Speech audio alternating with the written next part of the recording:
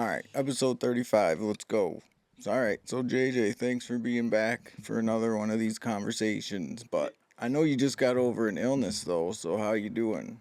Good. I'm finally just getting better after a few weeks of COVID. Didn't you have something else too? Yeah, COVID, a sinus infection, and man, it wiped me out Jeez, for about 3 weeks. that's a heavy dose of sickness, Just now getting like my energy back. right?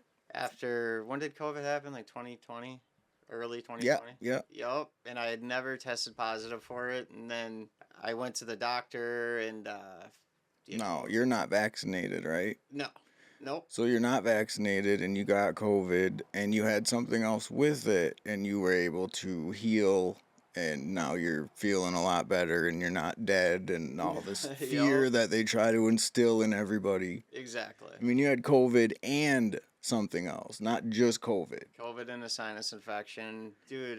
Yeah, it was the body aches and the cold chills and the man. It was the I actually had even what do they call that, like fever, where you get like fever dreams, and Oh, yeah. you know I'm not I sure what it's called, but yeah, it was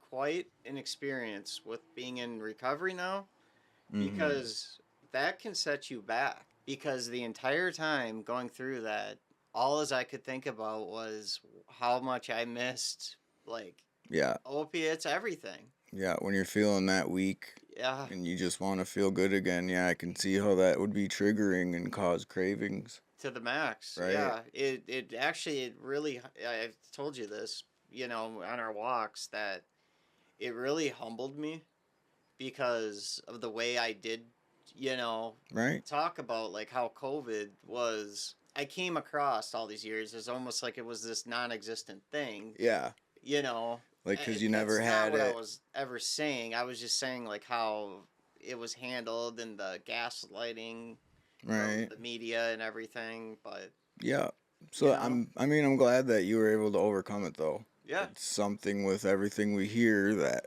you were able to get healthy again and feel good. yeah, So today we're actually going to be shifting gears. I know we talk a lot about hard substances and things, but we're going to get into alcohol in Wisconsin, and some things that go along with that. I think it'd be good to dive in and kind of talk about because we're in Wisconsin. We understand what alcohol is up here.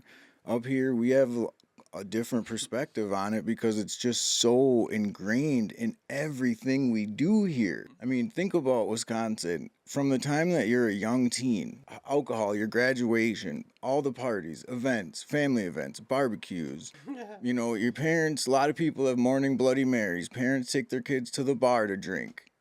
It just never ends in Wisconsin, even you on know? Sundays, people Right? drink. You know, You can buy alcohol here on Sundays yeah. too, and a lot of places you can't. No, down south you cannot. Yeah, there's quite a few places you can't buy it on Sundays. You have to plan ahead, but here you can get it. The only thing here is you just can't get it. You can't get liquor after 9. You can buy beer till midnight some places, Yep. but that's it. And then I think it's 8 a.m. when it goes back on sale. Yeah. So Or there's a little nightly window, but that's it. there is, I know 3 bars here in Eau Claire that start serving alcohol at 6 a.m. though. That you can take home Well, or that you can just I don't know start if you can drinking. take home, but you could literally go there at 6 in the morning. Right. Yeah, I'm not, but actual carryouts, you have to wait till that. I think that I 8 would o'clock think so. window. But Yeah. yeah, the bars are open at 6 because of the third shift workers. Yep.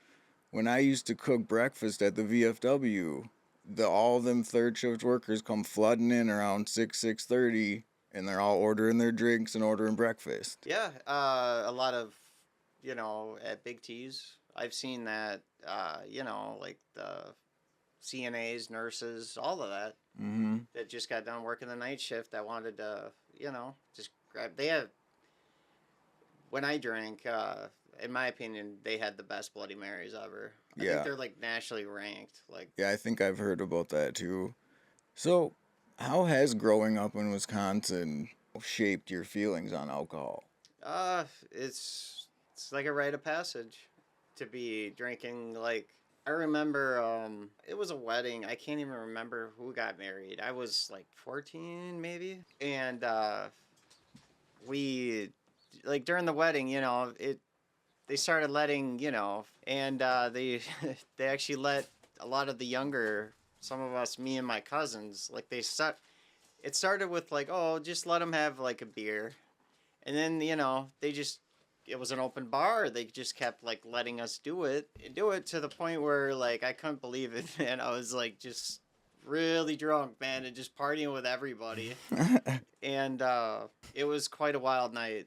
It's just really funny, and the bouquet or whatever they throw. The bouquet, yeah. Yeah, I ended up catching it Oh, that night jeepers, too, man. dude. And I'm like You're not supposed to 14. even be I'm there. drunk and I'm 14 and I caught that. Yeah. You're not supposed to be in the crowd during that. Get out of here, kid. Oh, So, I haven't thought about that in a long time, I man. It was not till I was a senior in high school that my mom like okay with me like drinking. so I have alcohol issues in my family. I Yep. think you do too. My On my father father's was a side, very definitely. heavy alcoholic. I don't even know him because of it. I do have mixed feelings, and I've always kind of understood the genetic part of it with having a father that is a heavy alcoholic.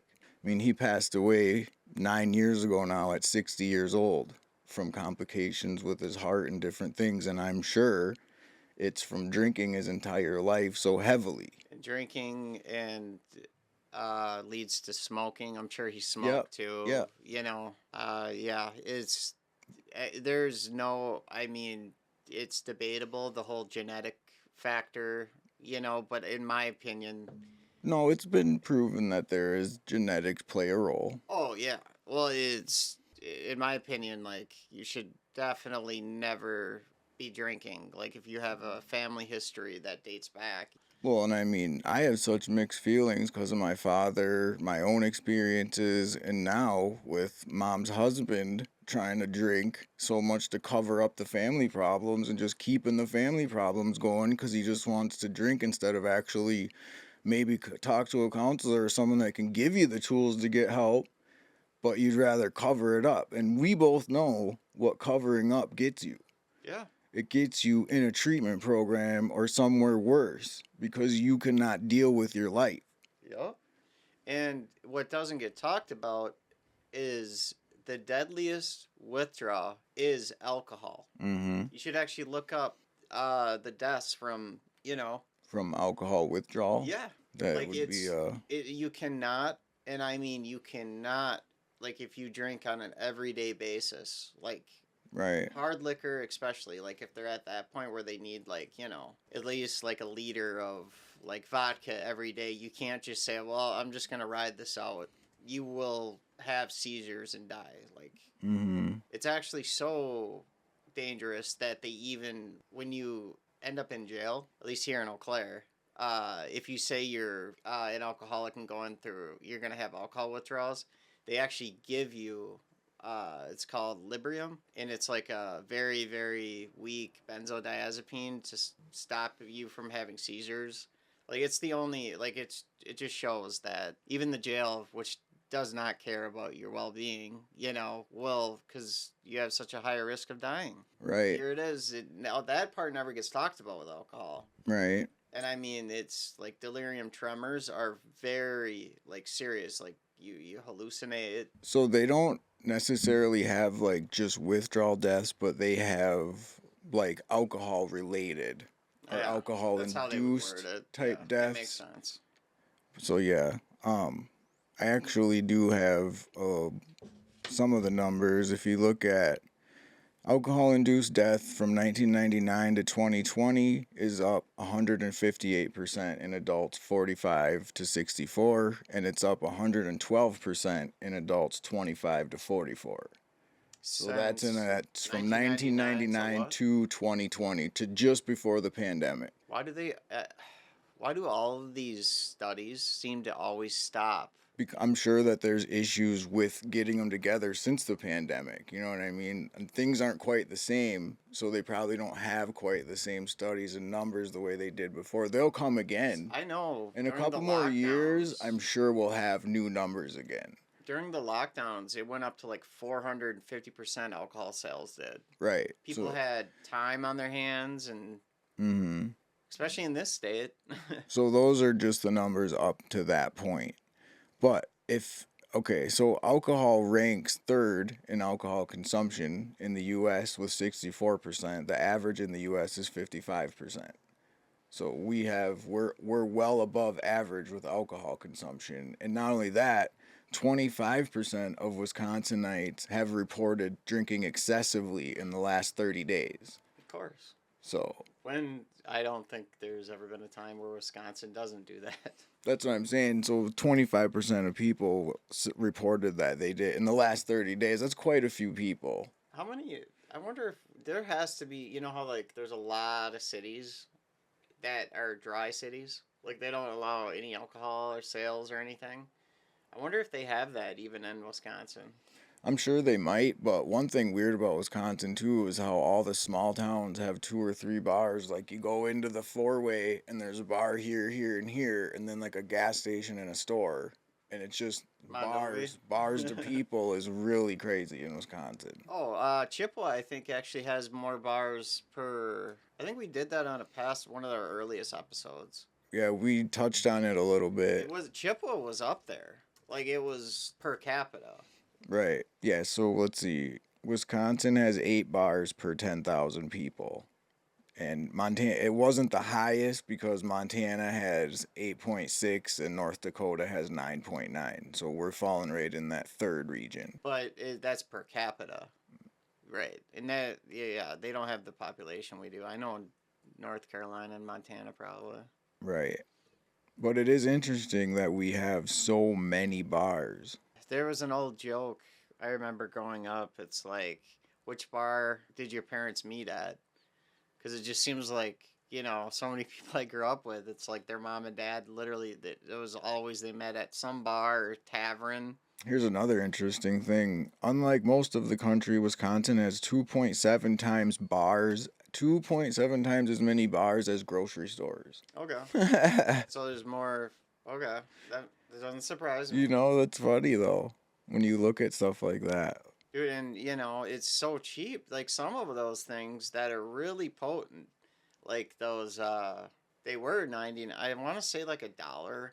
Do you remember that they were called Four Locos? Oh yeah, they're still out there. Dude, those Those weren't things those are brutal. they I think they had to take like most of the caffeine out because people were dying. I had a friend that would drink a few of them and he would shit himself. Yeah. He's like, I'd drink 2, 3 of those and I'd be walking home and I'd literally have to shit myself. And I'm like, dude, that's terrible. Like, why are you even drinking that? It's like cyanide, man.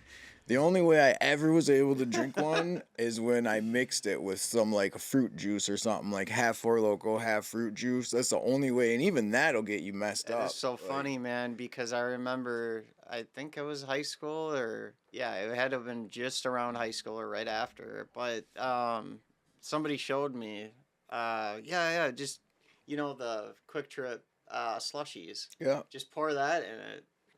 that's a good idea. That Yeah. would sweeten it I down. shouldn't have said that, man. If there's, we don't want to glorify or No, not at all. We're not. no, We discuss. We're not suggesting to do. We're just discussing what we've No. done, what we've seen, but we do not suggest doing any of these things. It's No. not worth it. not at all. So, when were you actually first introduced to alcohol? Like 14, 15. I So, remember. Wait, though, you never had like. So for me, it was around 14 too. But like when I was like 8, 9, 10, my parents, New Year's Eve we could have a beer at like Yeah. 10. Yeah. So I think I tried a beer when I was like really, really young, and I was like, dude, this tastes terrible. right, like I remember my mom buying a 6-pack of Budweiser. I think I was 8 or 9 something for New Year's Eve, and I took like 3 drinks and I didn't want it. I was like, that's not even good. Why do you enjoy drinking that? Yeah. So your first introduction then, but not just a few years later though, from 10 to 14, now all of a sudden you're with your friends doing it and it's a And- little different. I was always that kid who seemed to always hang around with kids who were 2 to 3 or more years older than me. Mm-hmm. And that's a huge difference, especially when you're like a From freshman. 8th grade to sophomore year, yeah. Exactly. Like that's a huge difference. And like one of them, he was like my best friend. we would drink, and this went on for an entire summer because I was always in sports and everything, so I would have fun all the way up until like I'd have, because when August hit, that's when football, the two a days like Yep. started. That's when I couldn't party no more and stuff like that. But it's I remember one summer, it was my sophomore year. It was E&J Brandy and the greatest hits of the Doors all summer. That and fishing and swimming, man. And to think at 14, 15, man, taking shots of brandy, looking back, that is Right. That's pretty. crazy. And, to already have, like, a family history of alcoholism, like I mean, it wasn't like an everyday thing, but it was like here and there. Like we would go through bottles at a time, like throughout the weeks of the summer. Yeah, so like I was telling you about how my parents, when they got, well, not my parents, but when my mom remarried, they had all that alcohol open bar. Well, not they didn't have the biggest party. So a lot of that alcohol got brought back to their house afterwards where we live, and it wasn't, some parents lock up their alcohol, some parents put it away. My parents just put it under the sink. Okay. Just like 15 bottles and they're full, just everything, just different stuff. Then you'd pour it out, and then We didn't do that. and then you'd put water in it. No, Oh, you didn't do that? we weren't afraid to get caught. That's the difference at my Okay. house. Like when we were kids, we did stuff, and we just, if it didn't get brought up to us, it either didn't get noticed or it wasn't a big deal. Okay. So, So and you plus, I see my stupid friends. One of my buddies put water in his dad's Jack Daniels bottle, and it started growing stuff in there, like mold, weird stuff. You can't mix that stuff and just let it sit. no. Alcohol lasts forever for a reason. When you start putting other stuff in it, it changes how it is. You can't dilute that down. You know what I'm saying? So his dad actually caught us that way. He pulls out a bottle and it looks gross. He was like, "What is this, guys?" And Yeah. he's just like, "I don't know, Dad." And his dad's like, "Really? You think I'm stupid, you guys?" Like, Yeah.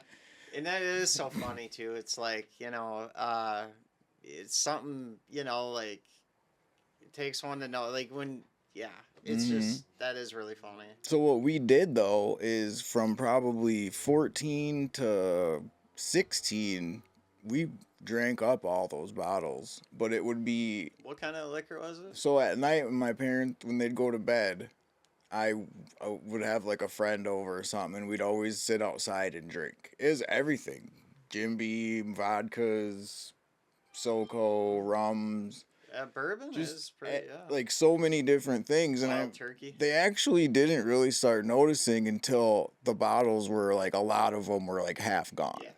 Then they were just kind of like, "Where's all the alcohol going?" But they knew that when we did it, we weren't leaving. Yep. We were sitting outside the house. We would drink outside the house and we'd go to bed. Exactly. And everybody knows, like, there was always those parents that would be like, all right, everybody hand in your keys. Yep, I No remember one's being at them driving. houses too. Yeah, There was nothing wrong with that, in my opinion. yeah.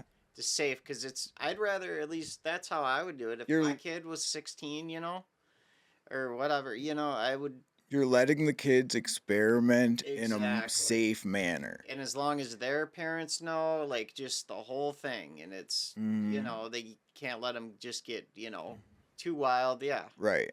And that is a perfect example. You know how many kids would probably get, this happens, where you drink so much you get sick. And then a lot of kids, like, learn their lesson right away. And that's the best way to learn sometimes. Oh yeah, so for me, I can't drink peach schnapps anymore from a time when I was a kid. That's funny. For me, it's peppermint schnapps.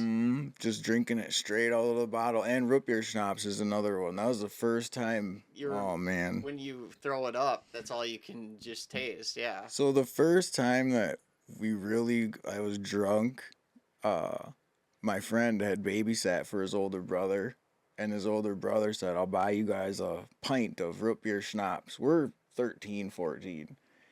So we babysat. He buys us a pint of root beer schnapps and drops us off down by the water tower hill in Strum. Okay. So we walk up to the top of the water tower, and we just sit and we just take turns swigging off of this root beer schnapps. Straight out. And at first I was like, that didn't really do too much, And then my friend started throwing up because he had just ate a bunch of food. So I was like, well, I guess it got him good. So my one of my friends from school, we're in middle school. She's having a little get together with a bunch of kids, and this is 100% sober party. So we knock on the door, and when he Oh. starts knocking on the door, I got sick. So I ran to the balcony, and I'm puking over the balcony when her mom answers the door.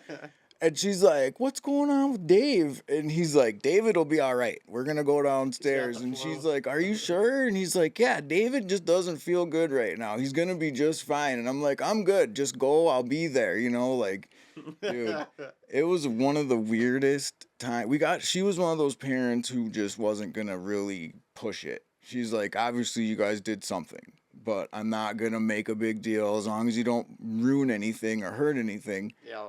Dude, we go downstairs and I get on the Nordic track and I started doing it and he grabbed me and pulled me off of it That and is so funny, it man. came down and it broke the Nordic track.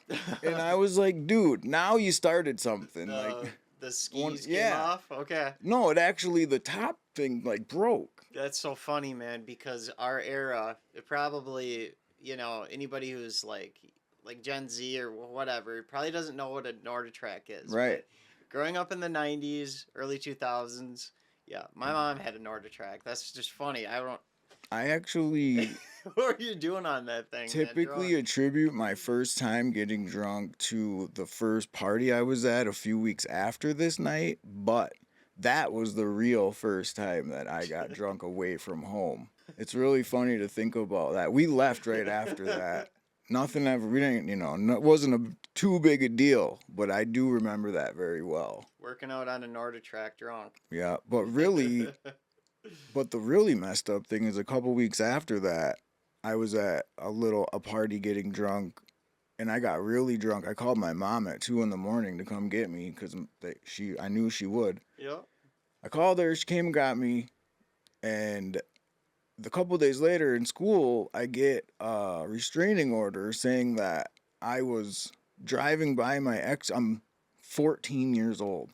That I was driving by my ex girlfriend's, who was 17 at the time, house with a gun that night before, or the couple nights before, the night I was drinking. And that never happened. I did not do anything of that nature. So when we got a lawyer, I had to explain I was drinking, and the people that were my witnesses were all drinking too. So he was like, "I don't Oh. really believe all you guys. But it actually did come out that I was telling the truth and I had nothing to do with it. There was enough evidence, and by the time we got to court, we were in court for less than 10 minutes. And it Nice. got thrown out. The case got completely dismissed. Would that have been Trempealeau County? Yeah. Okay. The judge realized that they were trying to get something out of my parents. They were trying to get money, whatever. And he's like, "No, you're not going to, he wasn't there. You're not going to do this." Good deal. Because I wasn't. I was nowhere near. It's just so funny that the first night I was at a real party getting drunk, that is what I went through after that. And like, it's really a wake up call for real life. Yeah. Like, things can happen to you even if you're nowhere near it. All someone has to do is say you were there. And now you're in a whole shit until you can prove you weren't. My guess is there's those parents, and this is one of the worst things that is so true, is there's those parents that are always like, not my kid, not my kid. Yeah. Like an entire party can be busted, and like they'll be the drunkest one there. Yeah. And the people, they just, well, not my kid. Right. Like, it's detrimental. For sure. That's actually how I feel in my family right now with my mom's husband. Nothing, his kid can't do no wrong, and we're blamed for it all. That's why our family's been in turmoil for 3 years. Yep. It never ends when you are always blaming others for your kid's problems. You have to be able to take responsibility for your own child too. It's not everybody else's fault. But do you remember a lot of kids drinking in high school? Yeah. I was actually, man, like even though I played sports and everything, I totally know for a fact that alcohol was already a problem because I would get angry at my friends when they would want to quit drinking really early. I would Right. get angry. Like, I'd be like, you fucking pussies. Like, dude, come on, dude. There's a whole 30 pack. Like, why did I even fucking buy this? Like, I would Yeah. get, just looking back, I was just like, You you feel know, like you were wasting money because nobody's drinking well, it. yeah. And then, Where did you drink though, growing up in the city? oh, there was always a party, man. Like, that's the thing about growing up here in Eau Claire. Like, there was even a house. It's actually funny that it's right by the Alcoholics Anonymous Alano Club. It's there was a part. It was the house on the end there. Like, they had a party going on there. They were like some college kids, and 24/7. Like, they would just, it was a party. Like, especially on the weekends. Right. See, And from go ahead. Sorry. there's like there wasn't like every weekend it was like a party. If you could go to multiple party, that party hopping, that Mm-hmm. was actually a Yeah. thing. See, we didn't have that in Smallville, USA. Growing up in small towns, you have two or three of the kids' parents that have money build cabins way out in the middle of nowhere, and that's where the parties take place. And everybody from school will likely be there, whichever cabin Yeah. it's taking place at on whatever weekend. You know what I mean? There was in our school, I think there was three people that had cabins, and these cabins are hidden. Like Yeah. they're out in the middle of nowhere. You're driving your car up a cornfield to go park to go walk up to the cabin, you know. And that's where a lot of the drinking goes on underage in small towns. Oh yeah. Absolutely. I actually, and regardless of this is to get kids to not drink or do anything, I will happily say that some of the greatest times, memories I had ever had were at parties like that. Well, for sure, but the scary thing is how irresponsible we all are at 14, 15, 16, Yeah. 17, 18. The Like, fights, the they're absolute like minor. not only the fights, but never having designated drivers, driving, drinking Yeah, frequently on the weekends. You don't even know how to handle a vehicle really, and you're out there driving it yeah. drunk. Like I Uh, remember a couple nights prom racing night, and driving really fast and taking some corners and waking up the next day like, dude, you are lucky that you didn't roll that car last night. and that entire every kid goes through it for the most part. Is that invincible feeling. Mm-hmm. Looking back, I really am glad. Like, my mother did instill in me. It just, I'm glad I learned the hard way a few times. Like, Oh, for getting sure. drunk, so drunk. Okay. It was a Halloween night, and it was at a hotel party, and it was. Do you remember the Smirnoff Ice? Yeah. It was like that, but it was like sky Mm-hmm. version of it, Mm-hmm. and all the sugar in those. Dude, I drank so many of those. I was hungover for like 2 3 days. Like, Yeah, the I gut rot's brutal. it actually made me not drink for a very long time. Right. And yeah, I will never forget that, man. God, do they still make that? Yeah. Smirnoff Ice? Oh yeah, dude. No, that if you I'm sure they still you make all cannot those mics and argue everything. that is to attract younger Mm-hmm. kids. Well, so here's one thing Tastes like about lemonade. younger kids and stuff. I remember being in eighth grade and some kids brought some brandy to a party, a non-drinking party, and a bunch of the girls got all worried, and it ended Yeah. up getting dumped out. Like it ended up getting dumped out in the backyard because they were so afraid. And a lot of the preppier kids in school, they're so against alcohol, so against whatever. But as soon as they're a little older, now they're the ones who are some of the heaviest drinkers. They're the ones driving around drunk like it's no big deal. Like, where does that shift happen? Like, I've seen some of the preppiest kids go from being so scared of alcohol and stuff to drinking frequently and like it's no big deal. Well, I remember, there was people that they would just absolutely be so against pot, but they would party like it's like going out of style. Like, honestly, now when I have children, I would rather them maybe smoke pot here and there than drink a lot. Mm-hmm. Neither. I would, but I don't want them Well, doing by the anything, but time we both actually have kids, even if it's within just a couple years, I'm feeling like pot will be legalized here yeah, too. yeah, because it's just, yeah, alcohol, man. It was illegal for 10 years, and look what it caused. Mm-hmm. Right. It created the mafia. That nobody really ever wants to talk about the Prohibition era, really. Well, yeah, it wasn't, but just a couple hundred years ago, they never thought that alcohol would ever be able to even be prohibited because there'd be such an uprising, and then it did happen. It But it did come back though. it But caused it just caused it created the mafia, the black market. It really didn't make people stop drinking. What were they called? Speakeasies, mm-hmm. like just like a little secret Yeah, bars. yeah. Yeah, that'd be kind of funny, man, to just have like Right. a secret bar, you know. That'd be crazy actually. It's What just is? like they do with casinos nowadays. Yep. Secret little side rooms. Did you ever feel pressure to consume alcohol while you were growing up? Like, have you ever found it difficult to be in social situations where alcohol's involved or where you have pressure or anything like that? Growing up, I don't want to. I don't really think I was ever pressured. Looking back, actually, I was more the one that wanted to party once I started partying. I was more neutral. Like, Yeah, I yeah. feel like I had people trying to push me to party sometimes, and sometimes it would be me trying to get people to do things. But it's funny because I took my last drink in November of 2018, and I had gone up north at a buddy's cabin. I was offered a beer.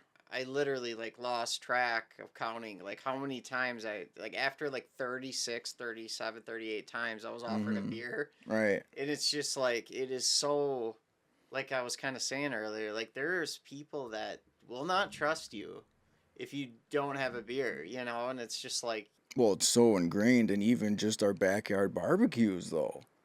yeah, Usually, like, I've been to barbecues where there's like 6 coolers of beer, 1 cooler of soda, and 1 cooler of water. To me, that's really backwards.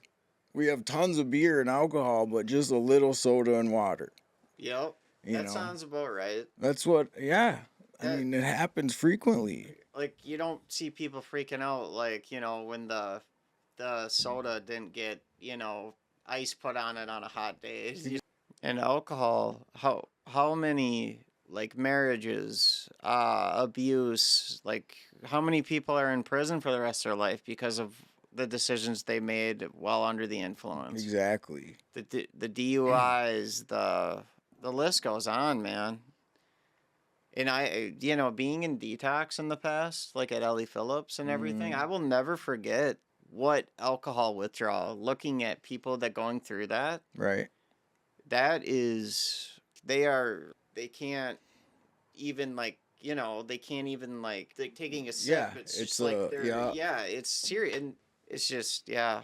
I remember when one of my close friends was really struggling with alcohol. He was drinking vodka all around the clock, and when he tried to get into treatment, it took him a couple weeks to even get in up here to get detox. And I felt so bad for him because he's like, I call and they say they're full. And And I'm just hospitals like, are not very man, like helpful. you're willing to go and there's nobody to help you. No, it's not even there. He did get help eventually, but Right, but now it's not even yeah, I now should we actually lost the detox facility in Eau Claire. Yeah. yep. Another thing though Cuz about that's a Wisconsin. death sentence, bro. Oh, for sure, not having any detox close by. Like you gotta travel however far. Another thing Yeah, though it's still that permanently closed. Okay. is I think is more unique to Wisconsin is taking your kids under 21 to the bar to drink with you. Oh yeah, yeah. When You you're 16, you can even do it as long any as your age parents. Yeah. at any age under 21 as Yep. long as your parent or legal guardians with you, you can drink publicly.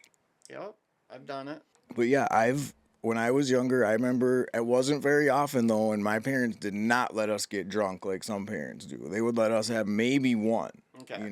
maybe one or two, but other kids' parents were actually letting them overdo it in public. Yeah. I was just telling you about a friend's mom at his 21st birthday. She wanted him to do Yeah, the 21 shot thing, and but here again, they're going out as a family to drink, and then the parents are driving the kids home like it's no big deal. Here we are drinking and driving again like it's not a problem, like it's no issue at all. yeah, it's like this is the state. Any other state, like after two DUIs, you're going to prison. Like there's Mm-hmm. no. Yeah, what was I think even up until the like late '90s, early 2000s, even your fifth one wasn't even a felony. Like it's So yeah, unlike a lot of states, the first one is civil in Wisconsin, yeah, and in the other states it's a misdemeanor. yep. I believe in Florida, your first one's a felony. Like Really? yeah, I know in Europe and Canada, like if you can't go to Canada if you got DUIs and stuff. So your first one in Wisconsin is usually a fine It and is. license suspension. Yep, they'll make you take like AODA courses and Yeah. yeah. Do you have a DUI or two? No, I actually should though. I did have one, It's quite interesting that whole story. but I Oh, blew I a got .09, and by the time they did my blood work, I was .08. that would that'd be aggravating. So they only gave me 30-day suspension and a small fine. I did not get at all what most people do their first time. I didn't get a big fine or Well, it anything. is judged on how drunk you are Right. too. And I was .09 and my blood work came back .08. Like if I would have just said do blood work only and not blew in the thing, I would have been legal. Right. So, but they got me with the breathalyzer at .09, but by the time they drove me to the hospital, I had dropped to .08. That's how close to the border I was. Yeah. And that Like, law where you can't fight the blood draw. Like it's they mm. will handcuff you and you Well, and know. I didn't feel like I was drunk or anything either. That's what really sucks, you know. It's like, but Well, I know somebody that they it brings up a really good conversation because they thought he was really messed up and they drew his blood and just nothing was in there but a little bit of pot. right, And in Wisconsin they have a zero tolerance. Like if you have pot in your system, doesn't matter if you smoked it 2 weeks ago. If it's in your system, that's a DUI. yeah. For me, it was 10 years ago. Mine happened. Yeah, from a, When did that happen? I feel like things might have changed slightly, but for I don't know. It's still illegal. Legal right. marijuana is. I just think that you can probably fight it a little differently now, but I mean, maybe not. It's hard to say unless it happens, I guess. It's yeah. The other thing I wanted to So bring just up, know that, so people know that if you have pot in your system, you can get a DUI. yeah, Like, yeah, you definitely can. One other thing, just an interesting story that from the past that I kind of want to bring up is when I was 17, I was at a little get together in Hickston, I Wisconsin, know it and is. Little town. we were at this girl's house, me and a buddy and there was a couple other girls there, and they were arguing with these other girls on MSN Messenger, like Yahoo Messenger, what people use before social media. And they were arguing back and forth, and somehow they started talking about we were drinking, everybody was drinking here, and whatever, blah blah blah. Well, nothing ever came out of it. Nobody ever got in a fight. Nothing ever happened. But one of the parents got a hold of the conversation, and I got a drinking ticket in the mail a couple weeks later. I get the mail, and there's an underage drinking ticket because for me, and I was like, I never took a breathalyzer. I never did anything. And then there was a letter that said, we have evidence of you using alcohol on a chat room messenger. That's all it took to charge you. And there was a court date, and I was going to go. And I got another letter saying that the court date had changed. So Oh then I yeah. was like, okay. But if you don't go, you're found guilty. Right. So then I went on the other date. And when I got there, she said, no, your court date was this date. And I was like, but this letter says it was this date. And she was like, well, you were supposed to be here on this date. So there's nothing we can do anymore. And I'm like, so I'm automatically found guilty now. Like, I never had a chance to defend it. Nothing. You're just going to say that there's nothing. And I'm young. I'm 17. Like, I don't realize I probably could get a lawyer and have rights and get out of No. it. You know, I'm just thinking they don't want nothing to do. They're telling me you're done. You're paying this. It's what it is. We sent you 2 dates. You got it wrong. Whatever. And I just walked out of there like, what just freaking happened? You know, like, and I did end up just paying it and moving on with my life. Well, I had a couple of those underages. I two or three of them. I can't remember. For my first one, it was like a $200 or $300 fine, but they would knock half of it down if you took an alcohol class that showed, like it was at the tech or something like that. It was yeah, like they would knock half of it down if you took this like few week course about like the dangers of alcohol and I got in more trouble for my underage smoking ticket than I did for my underage drinking ticket. They made me do uh 6 months of supervision when I was like 15 because I had an underage smoking ticket. that is just it's so funny, man, cuz now that's something that I would have you would have never seen me smoke a cigarette, man, as a kid. Just Hmm. me being so into sport. I can't well, but I chewed though. See, that See, whole mind like the we thought it was okay to chew and it was cool, but smoking is like, you because know, mouth cancer is so it, much better uh, than lung cancer. you're not messing up your lungs, man. Like it's Yeah. just so funny. You look back at Hmm. the thinking, man. Yeah, you weren't cool, man. You got. I mean, look at chewing tobacco in baseball. Yeah. Oh yeah. It used to be. It's not like it used to be. It But used they to be still you. It's huge. actually they're not even supposed to be out there. These Hmm. professionals. It's outlawed in the like during a game, but they still do Of it. course. And a lot of They them, try though, to have hide it sunflower seeds and stuff, too, though. or There's both. so many It's things that they have in their mouth that they chew on. So you've gone to some AA meetings, right? oh yeah. How do you feel about those? Uh, I've Now, actually you were not an alcoholic, right? I mean, yeah. I You absolutely I consider myself an alcoholic, dude. I was just telling you, like I used to get really mad at my friends when they'd quit drinking. When they'd want to quit drinking. right, but you never like drank regularly, did I you? did, Like, yeah. And like I because you said, it's always so told me that funny you took pills so you didn't become an alcoholic. that is if it wasn't for getting into opiates, I know alcohol would have been my thing.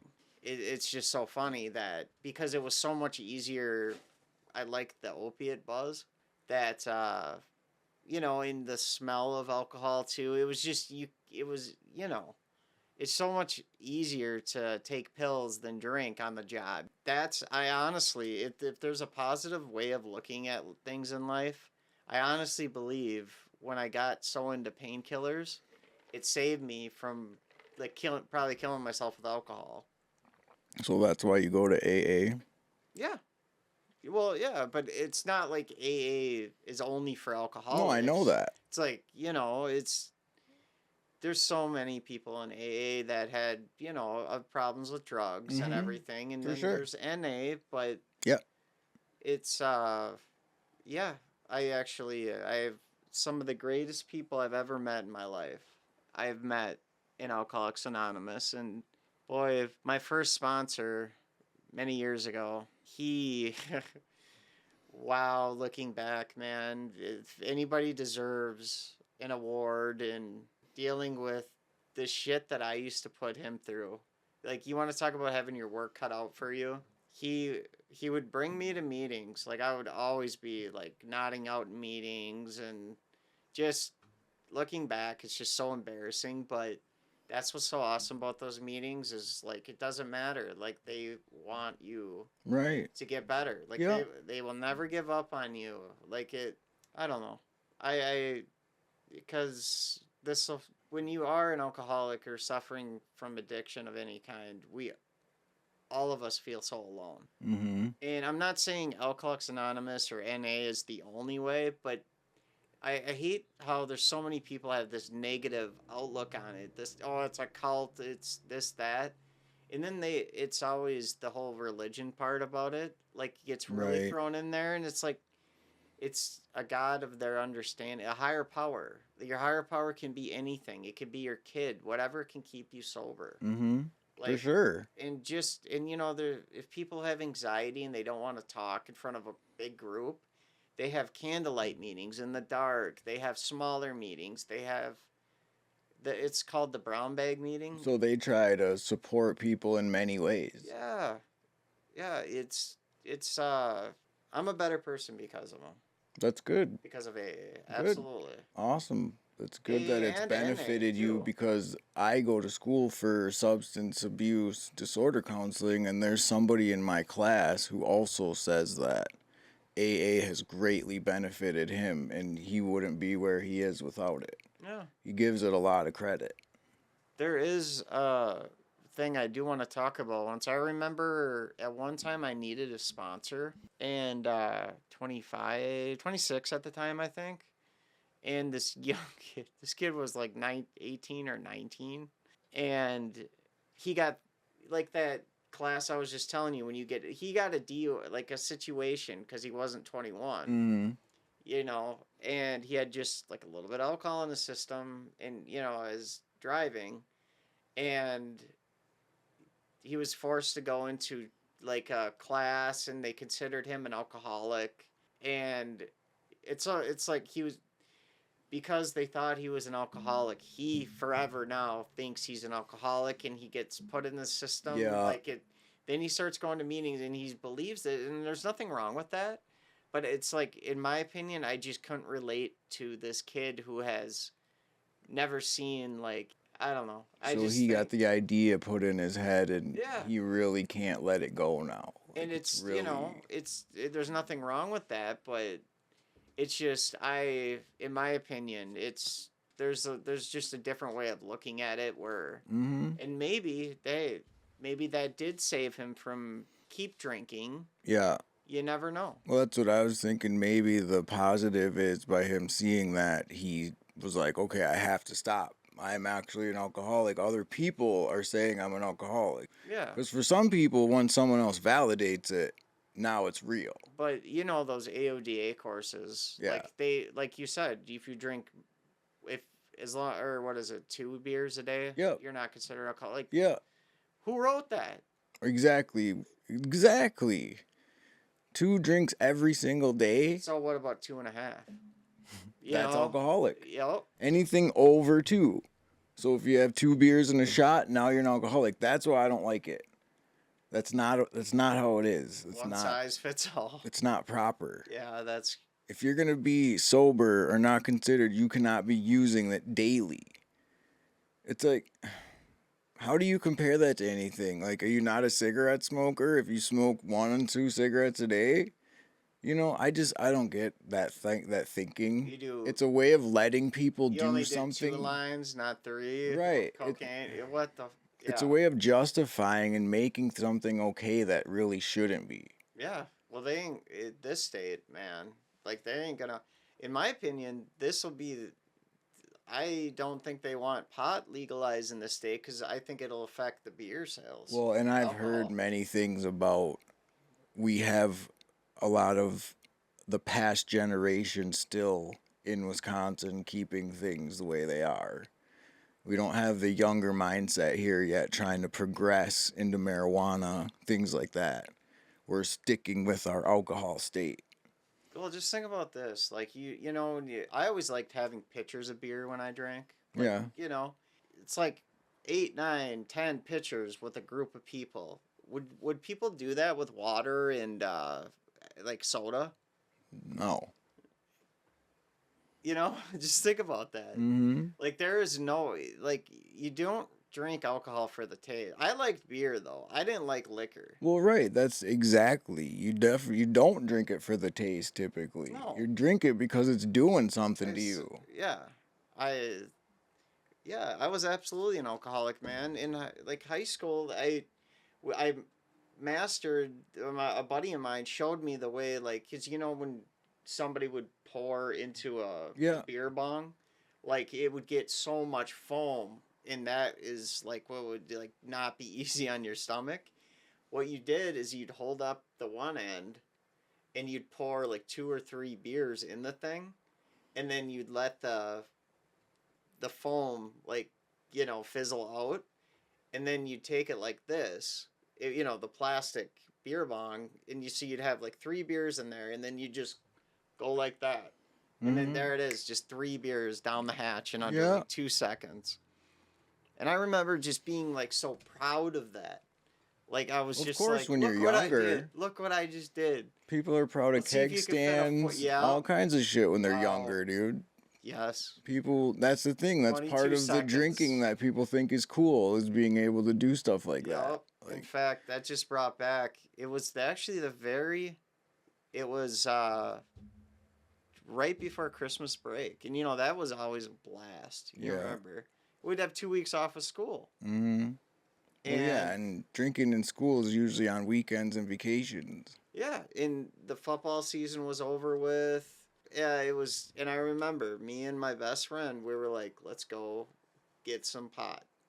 Like, let's do it." Like, and eventually, that very same day, we ended up.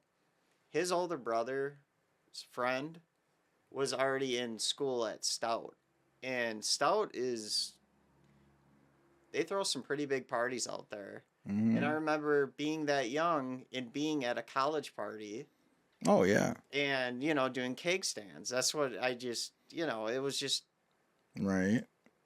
the very same weekend. Yeah, So with that though, like what are the negative consequences of drinking alcohol, especially excessively? Because one thing that list goes on. with the liver disease is that doctors in Wisconsin are seeing more women in their 30s have liver disease from alcohol Cirrhosis. consumption when they were seeing it mostly in 50 to 60-year-old women. Now it's a lot of 30-year-old women have it. And Not that's young to have liver disease. it And you also have, depletes vitamins. It's a if you very drink bad. too much, you can get alcohol poisoning, which is something people don't really talk about a lot, but it does I happen. think it's happened to me before. Like It's dangerous, man. yeah, Heart disease, digestion issues, jaundice, birth issues with you're pregnant and drinking. fetal alcohol syndrome. I mean, alcohol really is dangerous and can cause a lot of problems if you're not smart about it. Have you It's had any negative health consequences yourself from alcohol back when you were drinking and stuff? Like, I never had, like, from alcohol health consequences, even when I did drink a little bit more. some choices maybe of smoking and chewing too much. I don't know. But nothing from alcohol itself. Well, yeah. I mean not health consequences, but legal consequences. Legal Yeah. consequences, yeah, financial things like that. Yeah. But I would take pills on top of right. man. And that's really dangerous too. Pills on top of alcohol Yeah. really puts you in a weird place. I always said too, man, like uh benzos, like Klonopins and stuff. Mm, I would always make this joke that I was allergic to them because when I'd take too many, I'd break out in handcuffs. yeah. And I mean, literally, like that mixed with alcohol is just a recipe. Like, Oh, for I sure. would wake up in jail. Yeah. Well, it's alcohol definitely has some negative impacts for sure. Oh, Even like I was every telling Friday night. you before with the Native Americans and African Americans in Wisconsin in 2020, there was more deaths from alcohol induced issues with Native Americans and African Americans than anywhere else in the country. Here in Wisconsin. Like that's crazy to think about. Not only that, then you have 80% of Americans in the country who need help that are never going to get it, and 14% of them cite money, finances. Yeah. Finances should not be a barrier No, to and I'm get so help. sick of that too. That's exactly why I'm going to school. Like I said, Mm-hmm. I to be a counselor Yeah. because this is I always say, man, if I ever won the lottery, if I ever became Yeah. a billionaire, man, I would. You It's know what I want to do if I ever get a little money. So, yeah. like, you know how I feel about trying to help people. Like, but I mean, the The financial thing with treatment, though, is really rough. It's ridiculous, and it always has been. And this also doesn't ever get talked about too. Is these rehabs? They prey on people too. How Mm-hmm. many? For sure Okay, they do. I know phone books aren't a thing anymore. That kind of just shows how old we are. Um, like how many parents find out that their kids doing drugs? Like they find even like pot. Like they find out. Oh my God, they're smoking pot. Especially like years back. Mm-hmm. And they like open up the phone book or go on the internet, like finding the first nearest rehab or Right. start calling up all these rehabs. what every one of those rehabs is going to say the same thing. We're going to take great care of your kid. Yeah, Like he's going to come out a new man. The success rate, I'm not saying anything's wrong with rehab, but I'm just saying like it's just a it's too often for profit. yes. That's what you're saying, There's no and such that's the problem. and there's even the nonprofit ones. There's no such thing as nonprofit organizations. That's what's Well, really that's funny. because they only have to donate such a small portion And they or get the use tax such a break. small portion for that charity or that thing, and the rest of it they can do what they want with to be considered a nonprofit. That's the real problem. Yeah. And they get proper help. Like Right. proper. Like it's these some of these rehabs it's only one way. Mm-hmm. Like it's their model, like, like they're not even addressing the core issue why they're using and Yeah. like some the detox is like the hardest part about Right. it. Right. For Like sure. and they have like a model like, oh, 3 to 5 days for this. Not everybody's like that, the Mm-hmm. Did you ever lose any friends, or did anybody ever really surprise you by getting sober when you didn't expect them to? from alcohol. Yeah. Uh, I mean, I can't really. I haven't lost any friends, but I had one friend who was the absolute heaviest alcoholic I've ever seen for many, many years. And he's been sober now for, I think, 6 years. And I think it is the most incredible thing. You met him that day on the trail. I'm What day not was going that? to. It was a while back. We were walking on the trail by Quick Trip. Okay. Oh yeah. Okay. Yeah. That's who I'm talking Okay. about. Yeah. Cool. He was, dude, he would drink an 18 pack by noon and then another one in the afternoon. And he would drink at work. He would drink everywhere that he went. He used to come play basketball with us and he'd bring 4 beers and we'd bring water. That's now that Like, is it was pretty rowdy, man. crazy, man. I never thought I'd see him sober. And I'm just so proud of him for getting sober and staying sober. Like, And that I always think about that. Like, can you imagine? With our drug of choice, what it was opioids. Can mm, you imagine if a pharmacy you could always go there and oh, just buy man. pills, like for the same amount of price that alcohol is I too, can't mind imagine you. how bad your addiction could get if it was just right there all the time. Buy it as much as you can afford and just continue, continue. Yeah, a lot of us, our addictions weren't just go to the store like with alcohol. That's one thing I think about too. It is scary that's right at the store.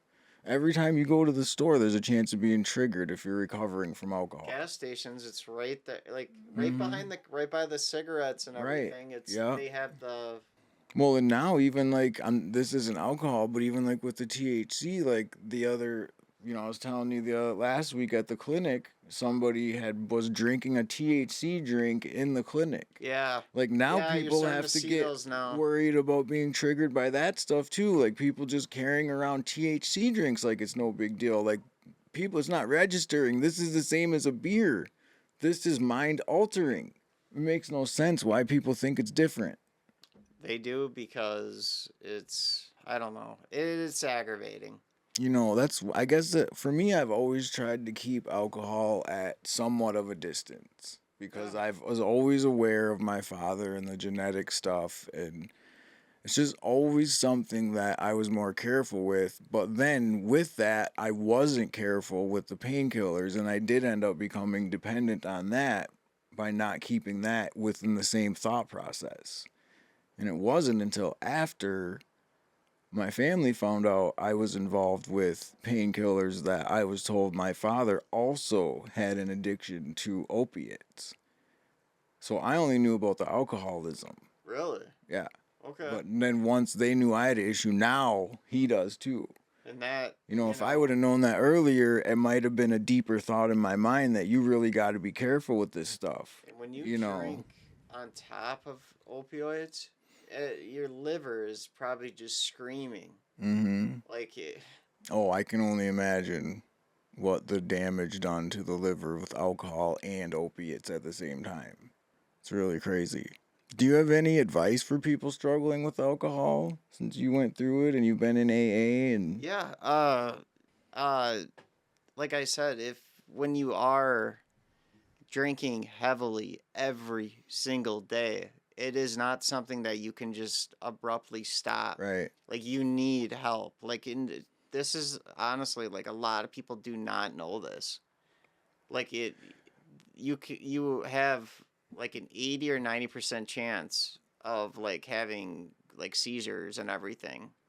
So with you saying that, I remember I said 14% cite finances as a reason. Yeah. Within that same 14%, they also said I'm strong enough to do it on my own. Oh. So they're not wanting to pay those finances because they feel that they should be able to do it without that. Uh, I know some strong people, man. And like I said, When you're doing this to take a drink, yeah, you can't do it on your own. no, no, and that whole white knuckling it stuff, man. Yeah, You're that's killing yourself. yeah. You're there's always help. Like there's somebody out there will. I mean, it breaks my heart that Ellie Phillips is Well, the closed. big Like, thing is, even like with my friend who had to wait, he at least was making the calls to get on the list. So when yeah. it opened up, he did go when the day that it opened, he was there. Like Mm, he went when he could. He wanted to get better, you know. But yeah. he had to get to that point, and you have to make the calls. You have to be willing to seek for yourself. Yeah, you gotta want it.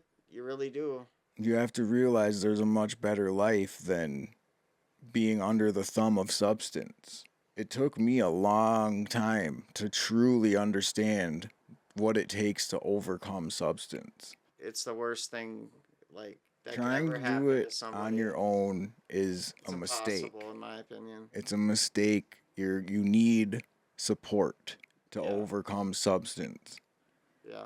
That's how I really feel about it. Support in every which way. Like don't, because your addiction will tell you that you don't need. Like you said, it'll tell you you can use today and sort it out tomorrow. Yep, That was one of the things that you've said that many times, and it's so true. It'll make you sit there today and be like, tomorrow will be the day. yep, And then the same thing tomorrow. You'll sit there and say, well, I can one more today, tomorrow.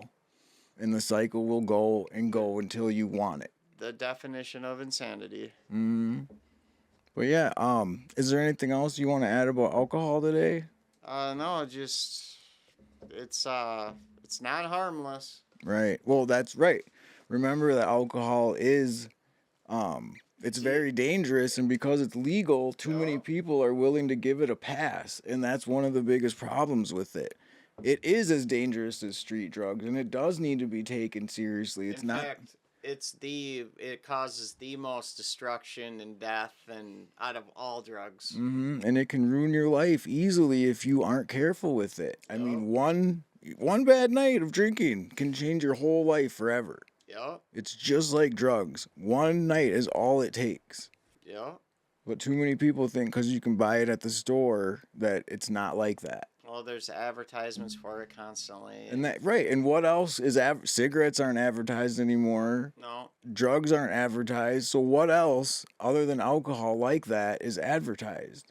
I mean, pharmaceutical stuff, yeah, but that's not street. You know what I mean? Like alcohol is the last like syntax thing that's still openly marketed. there's no replacement therapy And for it's alcohol either, though, well, right. And it's and abuse. But it's like it that's really interesting because it's like a poison, mm, but it's only poison when alcohol is like taken, ingested, right. and it will make you so violently ill Yeah. that Yeah, alcohol will make you sick. So yeah, just remember be careful with alcohol. It is dangerous even though it's over the counter. Thanks for being here today, JJ. always, man. Yeah, and thank you for listening. Please like and subscribe, stay safe, and make good choices for yourself and those around you. Do your research.